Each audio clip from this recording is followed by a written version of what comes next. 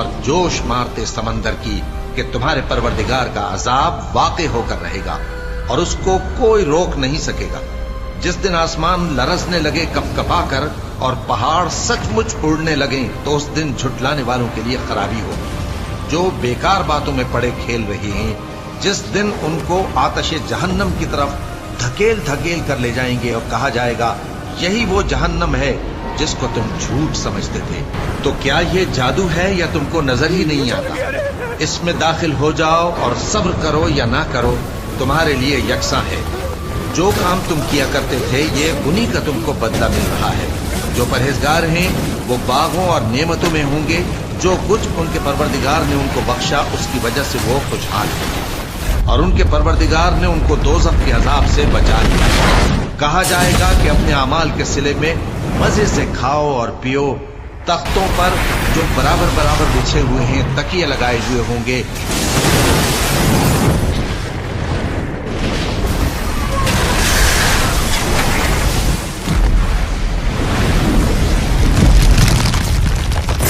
اللہ تبارک و تعالیٰ کے نام سے شروع جو بڑا مہربان اور نہایت رحم کرنے والا ہے۔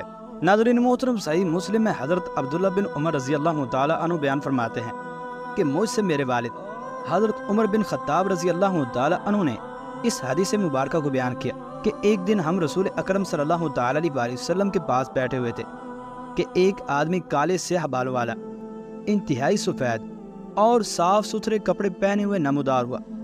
اس پر سفر کے اثرات نہیں دکھائی دیتے تھے اور ہم میں سے کوئی اسے پہچانتا بھی نہیں تھا۔ وہ شخص آ کر نبی کریم صلی اللہ تعالیٰ علیہ وسلم کے پاس بیٹھ گیا اور اس نے اپنے گھٹنے آپ صلی اللہ تعالیٰ علیہ وسلم کے گھٹنوں کے ساتھ ملا دیے اور اپنی ہتھیلیاں آپ صلی اللہ تعالیٰ علیہ وسلم کے گھٹنوں پر رکھ لیں اور کہا، اے محمد صلی اللہ تعالیٰ علیہ وسلم، مجھے اسلام کے بارے میں بتائیے کہ اسلام کیا ہے۔ تو رسول اللہ صلی اللہ تعالیٰ علیہ وسلم نے ارشاد فرمایا، اسلام یہ ہے کہ تو لا الہ الا اللہ اور محمد رسول اللہ صلی اللہ تعالیٰ علیہ وسلم کی گواہی دے، نماز قائم کرے، زکوٰۃ ادا کرے، رمضان کے روزے رکھے اور اگر استطاعت ہو تو بیت اللہ شریف کا حج کرے۔ اس نے کہا کہ آپ صلی اللہ تعالیٰ علیہ وسلم نے سچ فرمایا۔ ہم حیران ہوئے کہ خود ہی سوال کرتا ہے اور خود ہی تصدیق بھی کرتا ہے۔ اس نے کہا کہ مجھے ایمان کے بارے میں بتائیے۔ آپ صلی اللہ تعالیٰ علیہ وسلم نے ارشاد فرمایا، ایمان یہ ہے کہ تو اللہ اور اس کے فرشتوں، اس کی کتابوں اور اس کے رسولوں، قیامت کے دن اور اچھی اور بری تقدیر پر ایمان لائے۔ اس نے کہا کہ آپ صلی اللہ تعالیٰ علیہ وسلم نے سچ کہا۔ پھر کہا کہ مجھے احسان کے بارے میں بتائیے۔ تو آپ صلی اللہ تعالیٰ علیہ وسلم نے ارشاد فرمایا، احسان یہ ہے کہ تو اللہ تبارک و تعالیٰ کی اس طرح سے عبادت کرے گویا کہ تو اسے دیکھ رہا ہے۔ اگر تو اسے نہیں دیکھ رہا تو وہ تجھے ضرور دیکھ رہا ہے۔ چنانچہ پھر اس نے اس کے بعد یہ عرض کی کہ مجھے قیامت کے بارے میں بتائیے کہ قیامت کب آئے گی۔ تو آپ صلی اللہ تعالیٰ علیہ وسلم نے ارشاد فرمایا کہ جس سے پوچھا جا رہا ہے وہ سائل سے زیادہ نہیں جانتا۔ اس نے کہا کہ آپ مجھے اس کی کچھ نشانیاں ہی بیان کر دیں۔ تو آپ صلی اللہ تعالیٰ علیہ وسلم نے ارشاد فرمایا، اس کی نشانی میں سے یہ بھی ہے کہ لونڈی اپنے مالک کو جنے گی اور تو دیکھے گا کہ ننگے پیر ننگے بدن غریب چرواہے جن کو تن کا کپڑا اور پاؤں کی جوتی نصیب نہیں ہوتی تھی وہ بڑی بڑی عمارتوں کے اندر راج کریں گے۔ قیامت کے علم کو اللہ تبارک و تعالیٰ نے مخفی رکھا ہے اور اللہ تبارک و تعالیٰ نے قرآن مجید کے اندر بھی ارشاد فرمایا ہے کہ قیامت تم لوگوں پر اچانک آ جائے گی۔ اور قیامت کے علم کو مخفی رکھنے کے اندر بہت ساری حکمتیں ہیں کہ جو لوگ انکار کرتے ہیں وہ ہمیشہ اس کا استہزاء اور انکار کرتے رہیں اور ماننے والوں پر تمسخر اور مذاق مسخری کرتے رہیں، جن کے ذریعے سے ایمان والوں کی پرکھ بھی ہوتی رہے اور ان کو ثواب بھی عطا کیا جاتا رہے۔ اور جو لوگ نیرے جاہل اور بدبخت ہیں وہ اپنی گمراہی اور بدبختی کے اندر بھٹکتے پھریں۔ اور اس حدیث مبارکہ سے یہ بھی ثابت ہوا کہ قیامت سے پہلے بہت ساری نشانیاں ظاہر ہوں گی جن کے بارے میں حضور اکرم صلی اللہ تعالیٰ علیہ وسلم نے اپنی احادیث کے اندر بڑی وضاحت کے ساتھ تذکرہ فرما دیا ہے تاکہ امت اس وقت کی قربت کو پہچانتی رہے اور اللہ تبارک و تعالیٰ کی بارگاہ کے اندر توبہ کر کے اپنے گناہوں پر گر گڑاتی رہے، تاکہ ایسے لوگ اور میری امت قیامت کے ان فتنوں کے اندر مبتلا نہ ہوں چنانچہ جب قیامت کی نشانیاں پوری ہو جائیں گی تو مسلمانوں کی بغلوں کے نیچے سے ایک خوشبودار ہوا گزرے گی جس سے تمام مسلمان وفات پا جائیں گے۔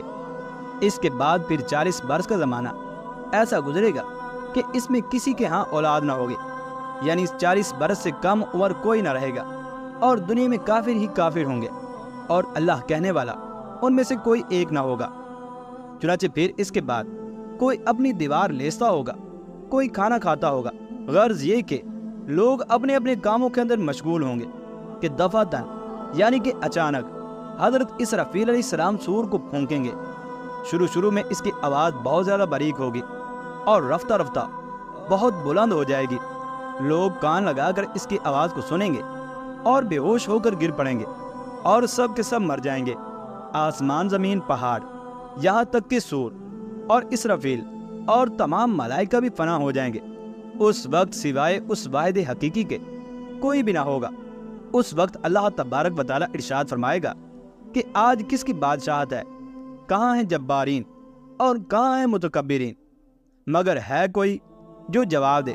پھر خود ہی ارشاد فرمائے گا آج صرف اللہ واحد قہار کی سلطنت ہے۔ پھر جب اللہ تبارک و تعالیٰ چاہے گا حضرت اسرافیل علیہ السلام کو زندہ فرمائے گا اور سور کو پیدا کر کے دوبارہ پھونکنے کا حکم دے گا۔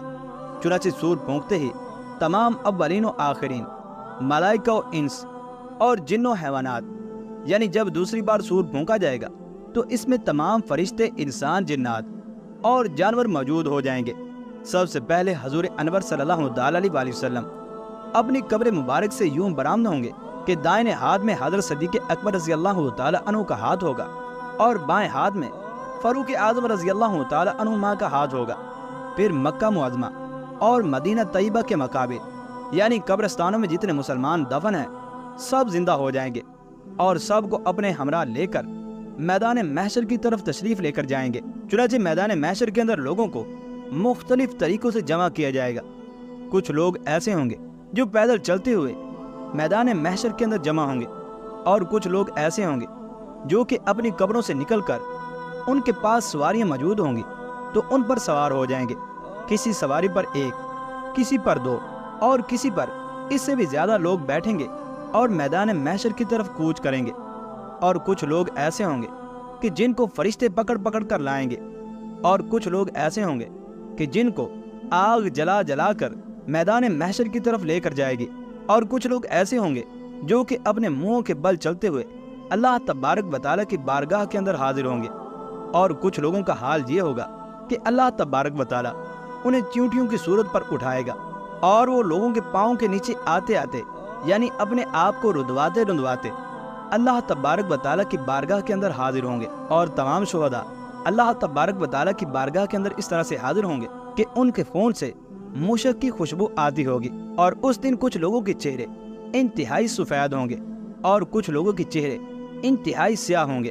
اور حضور اکرم صلی اللہ تعالی علیہ وآلہ وسلم کی امت کے لوگوں کے اعضائے وضو چمکتے ہوں گے، اور جو لوگ زنا کرتے ہوں گے تو ان کی شرم گاہوں سے بدبو آتی ہوگی۔